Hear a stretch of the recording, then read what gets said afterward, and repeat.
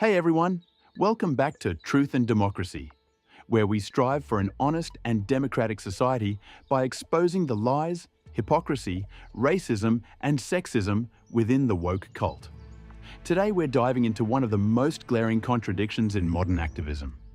Why do Western feminists and woke activists so often stay silent about, or even defend, the Ayatollahs' oppression of women?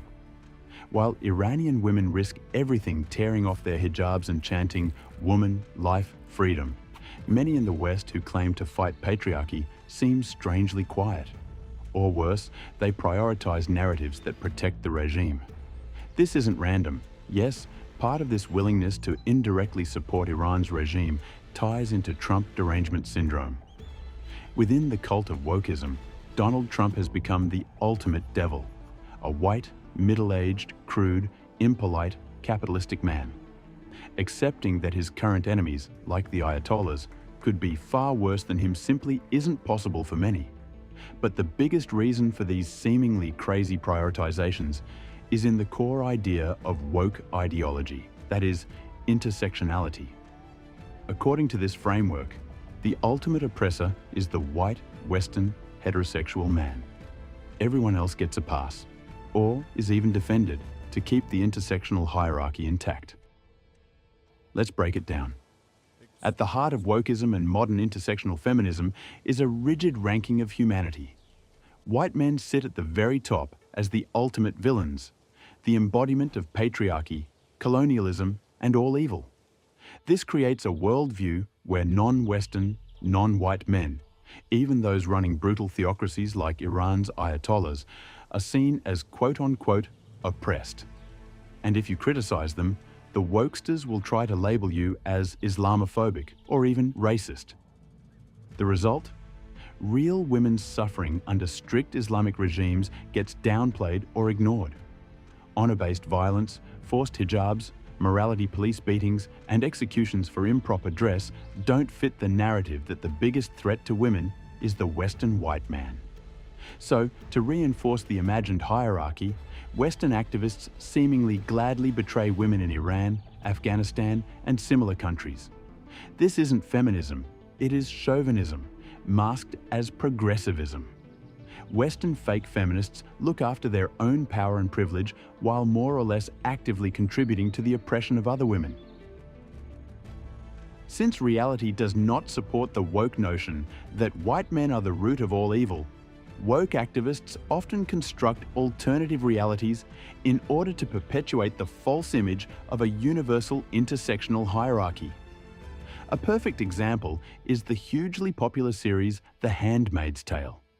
It depicts a dystopian Christian theocracy in America where women are brutally subjugated. Western audiences watch in horror, seeing it as a warning against their own societies. But here's the irony.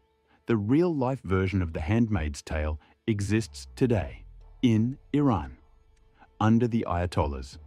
Mandatory veiling, gender apartheid, public executions, and systemic oppression of women are not fiction there. Iranian women live it every day. Yet many feminists rather choose to obsess over the fictional Western version than acknowledging the actual, ghastly oppression in the real Eastern version. Another striking example is the Netflix series Adolescence, which paints white working-class boys and men as inherently dangerous, toxic, and violent, reinforcing the narrative that the real threat comes from Western masculinity, not from actual oppressive patriarchal behavior patterns that stems from completely different cultures. These are just two examples of how creators of popular culture are grooming us into believing the intersectional agenda. And this has been going on for decades. Yet another blatant example of how wokesters try to create alternative realities that uphold their cultish ideas is when Reid, a prominent commentator, tries to claim that the United States is only marginally better than Iran. She equated American pro-life laws with the Iranian regime's oppression of women, forgetting to mention the realities of Iranian women, having to face morality police, forced hijab laws, imprisonment, torture, and death for basic freedoms. Unfortunately, racist attempts to smear an entire group of people do not stop at popular culture and political activists. We also have a fairly large number of scam artists who, when not enough real cases of white racism exist, pretend to be victims of racist abuse by white men. The most famous case is when the American actor Jussie Smollett asked two black guys to beat him up so that he would seem more credible when he blamed the abuse on the evil white man. Another tactic that has been used by many activists to whip up hateful sentiments is to repeatedly talk about and highlight historical racism and slavery in the United States. This can create an image that racism is still widespread. This plays on the psychological mechanism of cognitive conservatism that causes a large number of people to continue living in the fairy tale world of cruel white men who oppress minorities. So, why do many Western feminists and woke activists end up supporting the Ayatollahs and similar oppressors? Why this hypocrisy? And why create these air castles and pretend worlds? Well, because admitting that non-Western cultures sometimes produce far more extreme oppression than the Western ones would break the foundation of the woke cult, the racist and sexist intersectional hierarchy of imagined oppression, where Western, white men, has been placed on the shit throne and demonized as the darkest force in history. And the victims, besides white men, are the women in Iran and many other countries. The content of this video is mostly taken from our book, We See You, with the subtitle, Hippo Racists and Chauvinist Feminists in the Rise and Fall of Wokeism. If you want a complete overview of wokeism, its historical roots, its basic principles, and its modus operandi, as well as the psychological mechanisms and actual events that made it possible, then you should read this book.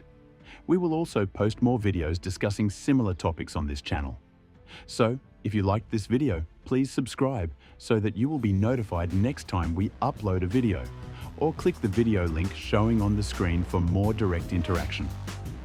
You can also support us by subscribing to our Substack channel. Links to it and to the book We See You can be found in the description. Cheerio and see you soon.